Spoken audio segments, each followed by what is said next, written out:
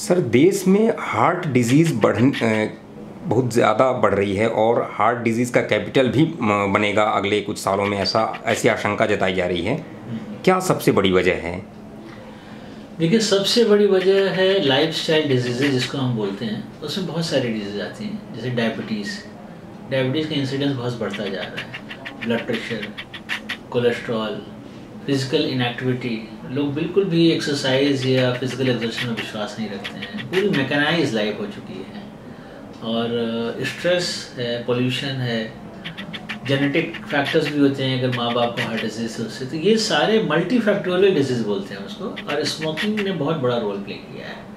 ये सारी चीज़ें अगर देखें तो आपको हार्ट डिजीज़ के इंसिडेंस के इंडिया इसका भी कैपिटल बनने जा रहा है। सर हार्ट डिजीज़ का नाम आते ही लोगों के जहन में एक बहुत बड़ा डर आ जाता है, और लेकिन अब इस टेक्निक्स में, सर्जरी की टेक्निक्स में भी बदलाव हो रहा है।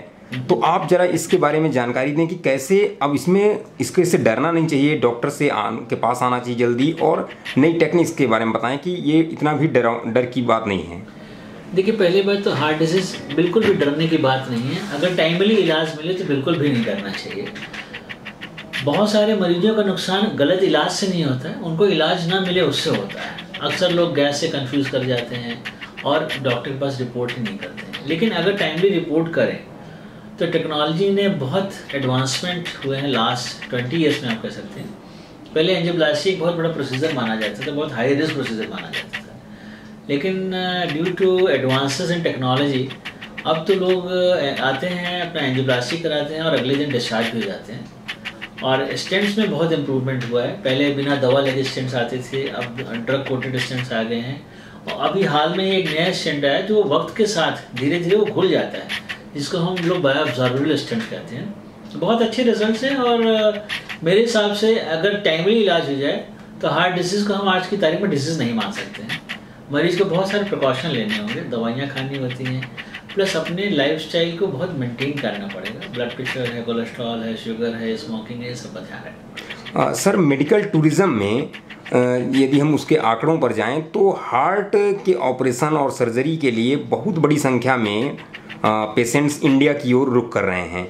तो इस पर आपका क्या अनुभव है और कैसे इसको सरकार भी प्रमोट कर सकती है एक रेवेन्यू के लिहाज से? देखिए, इंडिया का एक्सपर्टाइज जो है, इंडिया की जो इंफ्रास्ट्रक्चर है हेल्थ केयर में, खासकर कार्डियोलॉजी में, वो वर्ल्ड के किसी भी कंट्री से एट पार है। हम किसी से इन्फीरियर नहीं हैं। एक तो पहला रीज़न वो हो गया। दूसरा, हमारा इम्पॉर्टेंट रीज़न है कि कॉस्ट इफेक्टिव बहुत है हम। जो बाईपास अमेरिका में हमारे यहाँ से 10 से 20 गुना ज़्यादा दाम में होता है, वो हमारे यहाँ पे बहुत कम दाम में हो जाता है।